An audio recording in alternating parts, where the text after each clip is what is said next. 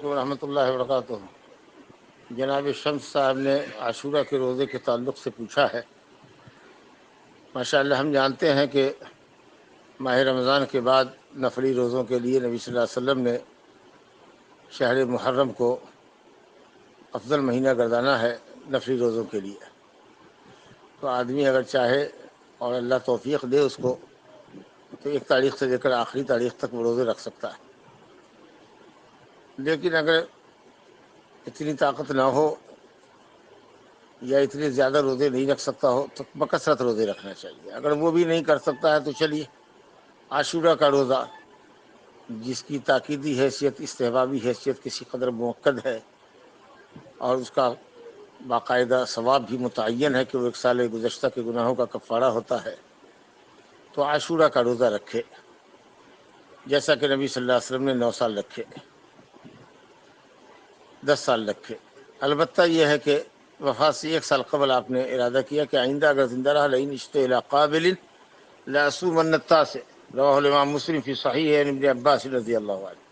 کہ اگر میں آئندہ سال زندہ رہا تو ضرور بھی ضرور 9 کا روزہ رکھوں گا، لیکن زندگی نے وفا نہیں کی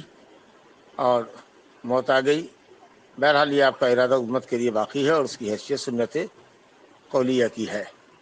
لہذا فعلی سنت 10ویں تاریخ کی اور قولی سنت 9ویں تاریخ کی۔ یہود کی مخالفت کے پہلو سے 2 روزے رکھنا افضل ہے، لیکن اگر کوئی 1 روزے بھی رکھتا ہے تو انشاءاللہ تعالی ثواب کا حقدار ہوگا۔ البتہ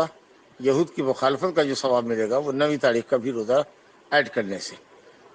تو بہتر یہ ہے کہ 10ویں کے ساتھ ساتھ 9ویں کا بھی روزہ رکھے۔ 10ویں کے ساتھ اس لیے کہ اصل میں تو 10ویں کی تاریخ ایسی ہے جس میں اللہ تعالیٰ نے حضرت موسیٰ علیہ السلام کو اور ان کی قوم کو، فرعون اور اس کی قوم پر غلبہ نصیب فرمایا تھا، تو اس لیے 10 تو ہے ہی ہے۔ لأصومن التاسع کا ہرگز یہ مطلب نہیں کہ میں 9ویں کا روزہ رکھوں گا، یعنی 10ویں کی جگہ پر 9ویں رکھوں گا، کہ یہود 10ویں کو رکھتے ہیں تو ہم 9ویں رکھیں گے، نہیں، یہ مطلب بالکل نہیں ہے۔ 10ویں کا تو روزہ رکھ رہی ہے کیونکہ اصل وہی تو محل فضیلت ہے، البتہ یہود کی مخالفت کی وجہ سے 9ویں کا روزہ رکھوں گا۔ اور ابن خزیمہ اور دوسرے سنن وغیرہ کی کتابوں میں حضرت ابن عباس سے روایت ہے کہ آپ نے فرمایا صوموا عاشوراء وخالف الیہود وصوموا یوما قبلہ او یوما بعدہ، عاشورہ کا روزہ رکھو، یہود کی مخالفت کرو، 1 دن پہلے یا 1 دن بعد رکھو۔ اس کی سند میں شیخ البانی نے تھوڑا کلام کیا ہے اور بعض علماء نے حسن درجے کی روایت گردانا ہے۔ خیر، تو من باب مخالفت الیہود 10ویں کے ساتھ 1 دن آگے یا 1 دن پیچھے رکھا جائے۔ اگر کوئی 9ویں کا نہ ہی رکھ سکتا ہے تو 10ویں 11ویں رکھ لے، ویسے افضل ہے 10ویں 11ویں کے مقابلے میں کہ 9ویں 10ویں رکھے۔ اب بعض علماء نے 3 مرحلہ بتایا ہے اس کی فضیلت کا، اور یہ کہا ہے کہ صاحب سب سے ادنا درجہ ہے 10ویں کا روزہ رکھنا، اس سے افضل ہے 9ویں 10ویں کا، اور اس سے بھی افضل ہے 9ویں 10ویں 11ویں۔ 3 کیٹیگریز کے اندر اس کو بانٹا ہے۔ مجھے نہیں سمجھ میں آتا ہے کہ صاحب یہ کس اعتبار کی فضیلت ہے، کیونکہ یہود کی مخالفت 9ویں 10ویں سے ہو جاتی ہے یا 10ویں 11ویں سے ہوتی ہے، لیکن 3 روزے کی اگر افضلیت ہے 9ویں 10ویں اور 11ویں تو وہ صرف اس پہلو سے ہو سکتی ہے کہ محرم کا روزہ افضل ہے نفلی روزوں میں، اور محرم کا مہینہ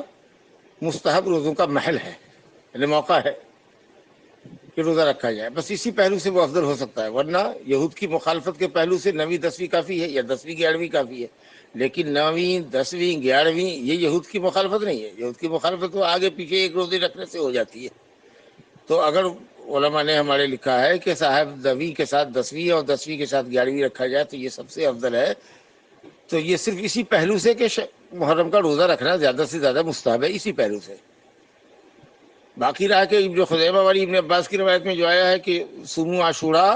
وخالف الیہود وصوموا یوما قبلہ ویوما بعدہ، عاشورہ کا روزہ رکھو اور 1 دن پہلے اور 1 دن بعد، اس کو اگر ملاتے ہیں تو یہ واو میں شک ہے،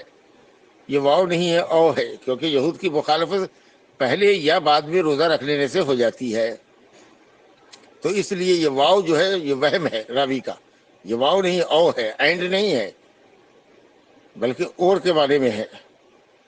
تو بہرحال اگر 11ویں کا روزہ ملا کر کے اس کو علماء نے سب سے اعلیٰ کیٹیگری میں رکھا ہے کہ یہ افضل ہے، تو وہ صرف اسی پہلو سے کہ